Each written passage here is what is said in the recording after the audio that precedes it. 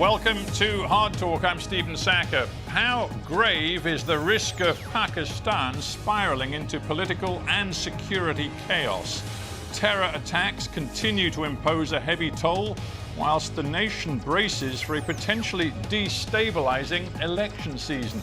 And at the heart of the political turbulence, my guest today, former Prime Minister Imran Khan, currently facing close to 200 charges which threaten his PTI party's ability to mount an electoral challenge.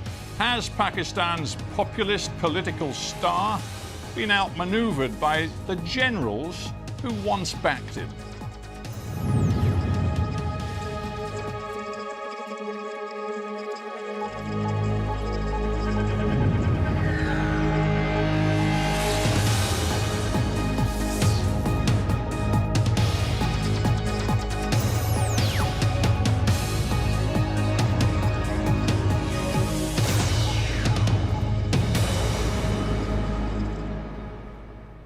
Imran Khan in Lahore, Pakistan, welcome to Hard Talk.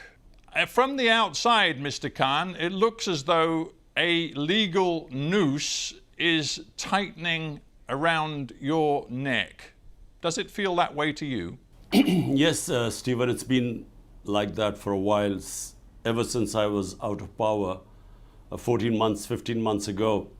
What was hoped by the establishment which removed me, what they hoped was that the party would just fizzle away. And normally it happens when you're out of power for quite a while. But instead what happened, the most unusual thing in this country, that the party's popularity kept growing. And then in the by-elections that took place, out of 37 by-elections, my party swept 30 of them. And this is despite the establishment backing the government parties. So since then, the attempts are being made to knock me out of the game. I had 2 assassination attempts on me. And apart from that, now I have close to my double century, almost 200 cases. And the whole attempt is to either imprison me or disqualify me, or both. Yeah, you talk about being knocked out of the game. Isn't the reality, now that there are these pretty much 200 cases against you, which include a whole range of charges? The corrupt misuse of official gifts is one, contempt of Pakistan's election commission is another, but then there are others which include, as I understand it, sedition, blasphemy, and one case which even alleges your involvement in a murder. It's becoming so complex and so serious that frankly you don't have time for anything else. Well, you forgot to mention there are about 60 or 70 terrorism cases against me. So all my time is spent from going from one court to another courtroom. I have made in 2 months over 350 court appearances, and my legal team is busy fending off one case after the other. But the thing is, nothing sticks, because these are frivolous, bogus cases. And what now they are planning to do is to have military courts. And this is right now in the Supreme Court, whether the courts will allow military courts or not. And the objective of the military court is that there I certainly will be sentenced. Mm. Your contention, I guess, is that you're guilty of absolutely nothing. Is that it? Absolutely nothing. Look, Stephen, someone till the age of 70 never had one criminal case against him. In the last few months, how can you have 200 criminal cases? And here's someone who this country knows for 50 years. You know, I'm not someone who this country doesn't know, not just as a cricketer, as someone who has done the biggest charitable projects in our history, who people give more money than anyone in our history, so who trust them, who trust with their money. So people don't believe this. And as a result, according to the opinion polls, rather than the popularity going down, it is just going further up. I'm sure you're familiar with the notion of karma and the phrase, what goes around comes around. Would you accept that one problem for you is that the positions you stake out today are very different from the positions you've taken in the past. And when I say that, I'm thinking, number one, of your enthusiasm for the court's ruling that Nawaz Sharif, back in the period before 2018, should not be allowed to run again for public office. You, for a couple of years, demanded that he be barred from politics. In the end, he was. You said the courts had every right to bar a senior politician from running for office. The courts may well be about to bar you from running for office in the forthcoming election. So it's going to be difficult for you to argue the courts have no right to do that. There's a word or two words, moral equivalence. It's when you equate two completely unrelated incidences and combine them and sort of draw an analogy. Look, Nawaz Sharif, how did he get caught? It was in Panama Papers, that expose that took place, where it was discovered that he had 4 luxury flats in London, which he had not declared and were in his daughter's name. There was 1.5 years in court. There was a joint investigating committee which asked him to provide where did he get the money to buy these 4 flats. When he couldn't, that's when he was disqualified. It cannot be compared with me, where out of almost 200, there are only 2 corruption cases, and both I'm fighting, and I'm telling you that both the cases, they will never find anything because there was no corruption. You can't compare him 4 luxury flat worth millions of dollars in London. He gets convicted, he gets to serve a sentence, to compare to what is going on right now. Would you accept that you've made several grave errors in the recent past? Perhaps one of your most serious errors was fomenting an atmosphere after you were ousted from power last year, an atmosphere in which you encouraged hostility toward the military. And when you were arrested in May of this year, your supporters immediately took to the streets in violent protest, which included violence directed against military targets, including the house of one senior general. They were your people responding to your rhetoric. Well, Stephen, let me just answer this one by one. Number one, in my 27 years in politics, never have I told anyone ever to be violent. All our protests have been within the Constitution, peaceful protest, which is allowed when we feel any injustice, it is a right to have a protest. And that's what we've done. We did the longest ever protest of 126 days, and not one act of violence ever took place. There were peaceful protests. We used to protest and go back. So first, let me make it clear, and this is what the courts have discovered. When they tried to accuse us, when the government accused us of attacking army buildings, the courts, two judgments now have cleared us that none of us were involved in any of violence. We believe that there should be independent investigation into just four places where the violence took place. But hang on, did you not think for a moment, knowing Pakistan as you do, the polarized feelings amongst your people, did you not think for a moment it was irresponsible of you in the months running up to May 9th of this year to be accusing the military of essentially running a puppet government, of launching a coup d'etat, of taking over Pakistan and completely undermining its democracy? Did you not for a moment think that that might lead to trouble? So, Stephen, what you're saying is that I should not tell what was the truth? Everyone in Pakistan knows what happened. The defense minister, the current sitting defense minister, who's now, who was in the opposition, he has given a public statement that way back in 2020, we were 6 months down the line in our government. He said that the army chief told him categorically that he wanted to get rid of my government. And had it not been for 2 years of COVID-19, which is why he held back, that's the only reason he didn't remove our government. Now, this is from the current defense minister. So no one in this country is in any doubt that it was the ex-army chief who removed my government. In fact, he has bragged. He said he thought Imran Khan was dangerous for Pakistan. That's why he removed me. So this is just a fact. Well, no one. I talked about karma. Yeah, I talked about karma before. The truth is, you rode the tiger of military support for their political candidate. You rode that tiger yourself in 2018. You were close to the military. You remained close to the intelligence services and the military in your early years in power. And it was only when you fell out with the military that you decided you wanted no military meddling in politics. Again, it's hypocrisy. One of the army spokespeople said Imran Stephen, Khan is the biggest hypocrite. So, Stephen, I need to correct you again.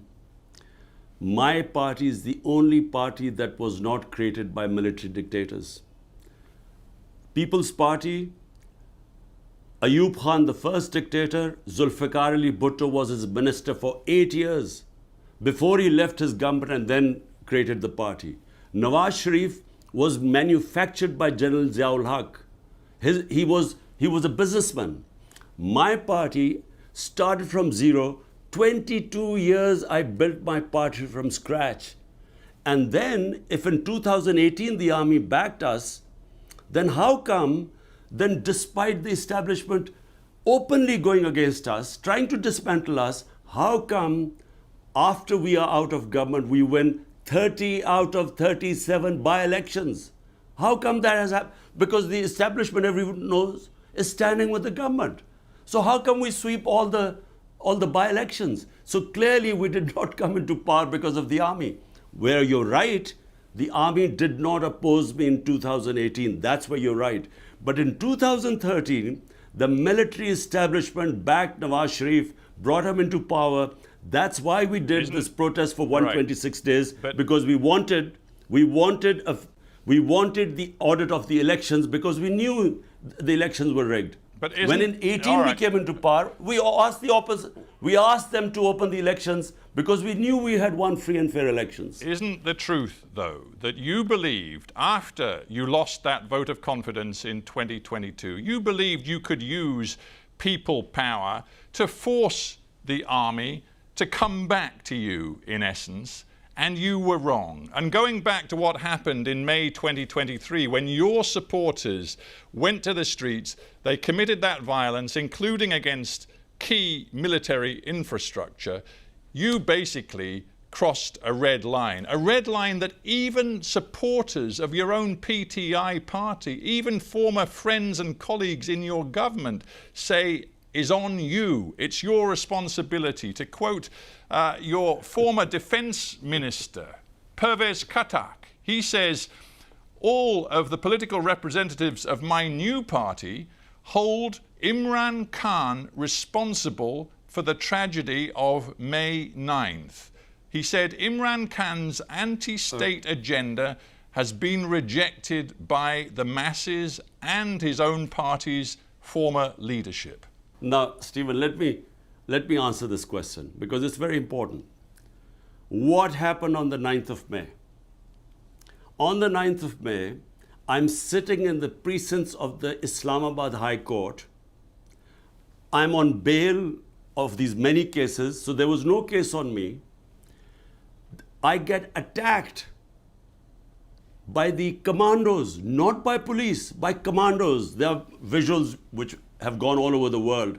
I was attacked.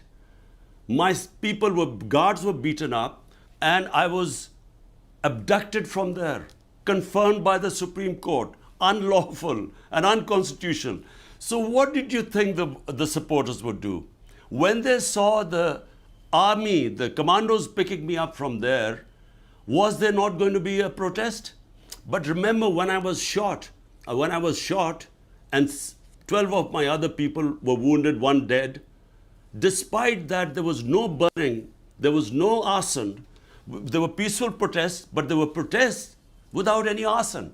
So how come, this is the big question, when they see me being dragged like the head of the biggest party, abducted, there was going to be a reaction. Now, point is, Were we involved in the arson? Arson only took place in 4 buildings. Okay. They put 10,000 of our workers in jail. Now, Stephen, you've got to listen to this. This is very important. This was all pre-planned. The way the police could have picked me up. Why did they need commandos to pick me up and beat everyone up? Because they wanted a reaction. And but the reaction was peaceful, as it's always been. I want to stop you, Imran Khan, because you have made it clear you accept no responsibility for the violence around May 9th. I understand that, but my point really was to focus on the fact that since May 9th, the extreme pressure put on your PTI party, some of its members from the most senior to the most junior, has led to the implosion of your party. Some of your most senior former lieutenants like Fawad Chowdhury, Pervez Khattak, whom I've mentioned, Jahangir Tareen, they've all left. Some of them have set up new political parties. Your party, as it was, frankly, no longer exists. If my party doesn't exist, why don't they announce elections? Why did they run away from the elections stipulated by the Constitution, announced by the Supreme Court on the 9th of May in 60% of Pakistan versus Punjab? They ran away from the elections. Now they're trying to run away from the elections in October. So if my party is finished, they shouldn't be worried. The problem is the party is intact. They have tried everything. They have put 10,000 of people in jail, including women, never done before, peaceful protesters. And worse, they have put people through torture. We've faced custodial torture. It's never happened in the history of this country. And under pressure, some people have left, but the vast majority of people are in hiding today in Pakistan. All my senior leadership, which is not arrested, few of them have defected. The rest are in hiding. My workers are in hiding. I am the only one with 1 or 2 other guys who are not in hiding, but we are more or less house arrested. But that's the point. So, that's the point. I mean, Hang on. We don't have much time. Let's go on. keep some brief questions and answers. Fawad Chowdhury, who we've had on this show, who was very loyal to you, but now has quit politics, saying he can't work with you anymore. He said the other day, you, Imran Khan, have to find a way to build bridges to the mainstream politicians. And he even mentioned Nawaz Sharif. He said the country is on the brink of a terrible crisis. And it's incumbent upon you to put your own interests aside and reach out to Nawaz Sharif and others. Are you prepared to do that? The fact that the country is on the brink of a major disaster is true. We really are heading what I feel are the dark ages, because we basically have an undeclared martial law in Pakistan. I mean, the country evolved towards a democratic process over last 20 years, and suddenly there's no media which is free, and the judiciary, they're trying to control that. So we are heading in the dark ages. But what is the answer? Is the answer to shake hands with people who've been robbing this country for 30 years? I came into politics because the 2 families had destroyed our country economically. I came in because I wanted to bring the powerful under the rule of law, which is why my party was called Movement for Justice, Rule of Law. And now, am I supposed to join the same people who are responsible for destroying the rule of law in this country, who are above law, so that I again, what for? To come into power? I'd rather not come into power. I'd rather stay in the opposition. But let's stick with this idea. idea. Of coming into power if you can't bring justice here? Right, but let's stick with the idea that Pakistan faces a catastrophic future if political instability feeds into security instability, and we see that the suicide bombings, the terror continues, particularly aimed at political parties right now. And also we see a potential economic catastrophe with an IMF bailout which just stopped the country defaulting, but which nonetheless leaves Pakistan in a parlous position. Your country can't afford the political chaos that will come if you try to run in the forthcoming election. It just can't afford it. Stephen, look, the only solution to Pakistan, and any sensible person in this country will confirm this, the only solution, there is no other solution. Free and fair elections. That's the only way we will get out of this mess. What is happening is that in order to keep me out, they are dismantling our democracy. And what you're seeing in the rise in terrorism, the whole province of KP, Pakhtunkhwa, which is on the border of Afghanistan, why was there no terrorism when we were in power for 3.5 years? Why is it suddenly the terrorism is going up? Because they are no longer represented.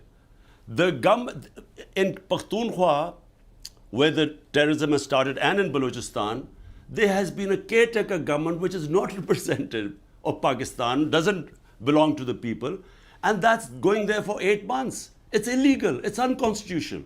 So the answer is free and fair elections. Let the people select their own representatives and then let them sort out the problems of Pakistan. We as a representative government had brought down terrorism in Pakistan. You, right now, are sitting in Lahore. Every time you try to leave your home, you have to negotiate all of the armed guards and the security that surrounds you. Pretty much your only journeys right now are to the courthouse. You know that you survived an assassination attempt last November, but you've said you expect another one to come. I believe your own children have told you that you ought to get out of politics for your own safety.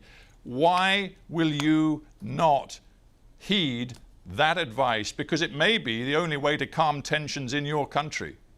Stephen, what you're saying is that we should accept slavery and not have freedom. Democracy means freedom.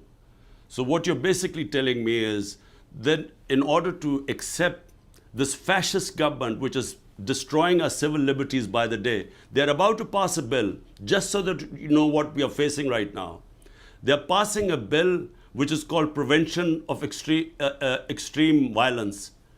The intelligence agencies can break into anyone's house without an arrest warrant. They can pick anyone up. They can try people in military courts without access to justice. This is what we are facing now. Unfortunately, the country has been taken over by fascists and they are petrified of elections.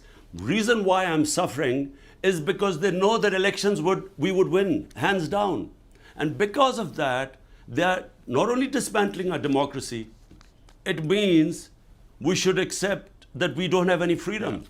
How can we accept that? You've made a series of allegations. You've made a series of allegations about this government, which of course the current Pakistani government would absolutely deny. But what is clear is that if elections are to be held this year, you have a choice. You either try to run or you back off because it could send Pakistan over the edge. What are you going to do? What will save Pakistan are free and fair elections. Stephen, make no mistake about it, because that will give it political stability, a government backed by a public mandate. If it comes in for 5 years, will give us political stability, and that will then give us economic stability. At the moment, there is no political stability and the economy is just tanked. And this terrorism is an offshoot. Right. When there's no representation of people, when they are being ruled by a center which has no idea how to deal with things as things deteriorate. So look, what you're basically saying is that I should just leave these guys alone and, look after myself. So it's easy for me. All I have to say is that, look, I'm going for a holiday to London to see my boys and life is easy for me. But look, I am the first generation of Pakistanis which grew in an independent country. My parents grew up in colonial India. So we value our freedom. Imran Khan, we have to end there. Thanks very much for joining me on Hard Talk.